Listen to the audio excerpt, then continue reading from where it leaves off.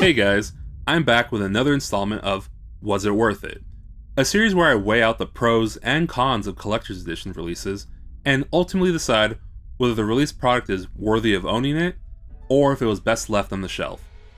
Now, as a reminder, these are my own personal thoughts on the product, and how I measure the worthiness of any particular piece is subjective. But I'll try my best to give reasoning as to why something works for me or doesn't. With that out of the way, I wanted to come back to talk about Elden Ring's Collector's Edition.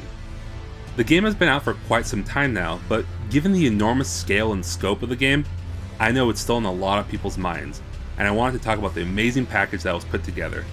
So here we are with Was It Worth It? I don't think Elden Ring needs much context to those watching, but I'll still provide some.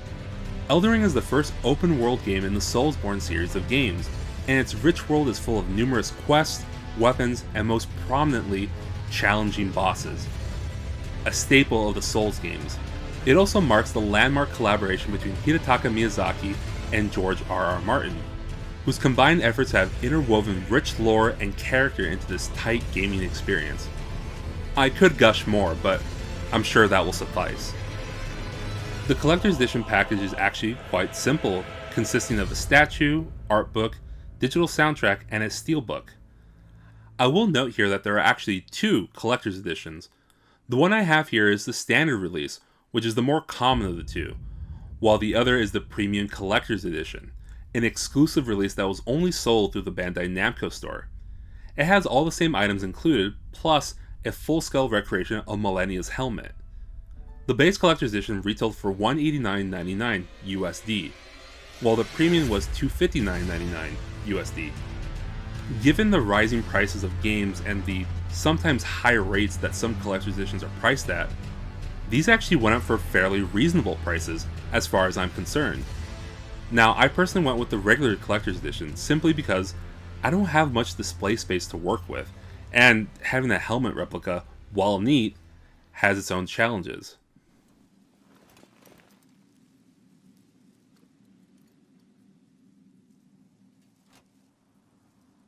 I am Malenia, Blade of Mikola.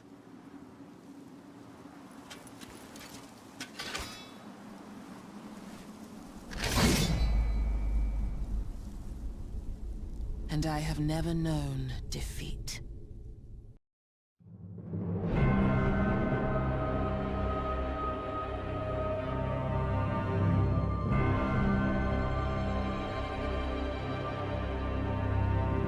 The central item in this collector's edition is the Malenia statue, a figure that I'm sure all those playing Elden Ring have become all too familiar with. The statue comes in at around 9 inches tall and can be displayed either with or without her blade. Now, the statue and base come together in one piece, with the sword being separate.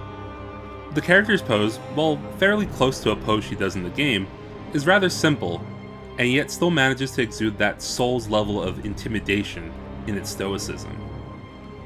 The figure is definitely on the lighter side when compared to some other figures in this scale, likely due to the material chosen, likely PVC. The plastic cloth has a bit of malleability, akin to something you would find in a McFarlane toy. There's a lot of good detail work in the cloth material she is wearing. Literally everything from the mail, the trims of the cloth, and the decorative pieces are finely sculpted and very well detailed. I especially like that her cape or shawl is even textured. The paint application is fairly good, but simple, largely consisting of a base coat accompanied by a dark gradient for depth purposes. The hair sculpt is among my favorite parts, as it is very nicely detailed and there's a bit more contrast to the shading. The only nitpicks I have are some minor paint application issues on some of the smaller pieces. The base is perhaps missing a bit of color and texture, and Malenia's gold arm has a pretty noticeable seam line down the front side of it. All in all, I would say that this is a pretty nice addition to the collection. I am quite pleased with the quality of the figure, especially given the sometimes hit or miss quality of these pack-in figures. Believe me when I say that the collector's edition figures have improved over the years, but with that said, I would still not go so far as to say it stands toe-to-toe with high-end scale figures. Its quality and attention to detail put it somewhere around the higher end of a prize figure, for sure. I'm still calling this one a plus as it makes for an amazing figure for display.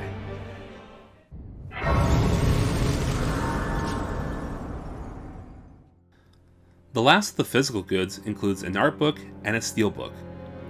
Now, one thing I do want to preface for this and future installments of this series is that I'll be trying to measure collector's editions by standards relative to the time of the release. I bring this up because, by current collector's edition standards, these items are pretty standard fare as of the last few years. The art book is only 40 pages and comes in a pretty standard small booklet size. I'll be perfectly honest and say that I'm a bit biased towards art books, but even more so for games whose art directions I thoroughly enjoy. This holds exceptionally true for Elden Ring. While the art book doesn't present an extraordinary amount of art in terms of a page count, the art presented is amazing, and it makes me anxiously await the inevitable release of a dedicated art book. While I do enjoy steelbooks, they have become common as dirt now, and I grade them on 2 tests. 1. Does it include the name of the game on the spine? A personal pet peeve of mine is when game releases go out of their way to include a steelbook, but they leave the spine completely blank. Now, I'm unlikely to forget which game is which, but when you have so many games in steelbook cases and a great deal of them don't include the name on the spine, then it becomes a problem. Elden Ring thankfully passes this test, so that's 1 down. Now, test number 2. Does it come with both a steelbook and the regular case? This one might seem excessive to some, which I totally get, but as someone who collects, I like having both case options if possible. It rings especially true in situations where sometimes I prefer the standard cover art release to the steelbook. It does happen sometimes. Well, after this surprisingly lengthy rant about steelbooks, I can confirm that Elden Ring does in fact include both the steelbook and the standard game box. Funnily enough, I actually have an additional steelbook for the game, which came as a bonus for buying it through Best Buy. But it's not part of the collector's edition, so who cares? And since I typically grade these on the basis of physical goods, I won't be touching the digital soundtrack voucher. Sorry. With that said, I'm rating both the art book and the steelbook as a plus in my book. You will witness true horror. In my closing thoughts, I would have to give Elden Ring's Collector's Edition pluses all the way through. It's a great package that I would be remiss to mention is spectacularly packed in these beautiful decorative boxes. A lot of care and attention came to assembling this particular collector's edition, and while it might seem light in terms of physical content, it more than makes up for it in quality and level of presentation. Also, just saying, this game does not lack content like whatsoever. I'm glad to have this as part of the collection, and it's worthy of occupying the ever-diminishing amount of free space I have. Thank you for watching. If you enjoyed this video, feel free to subscribe to my channel.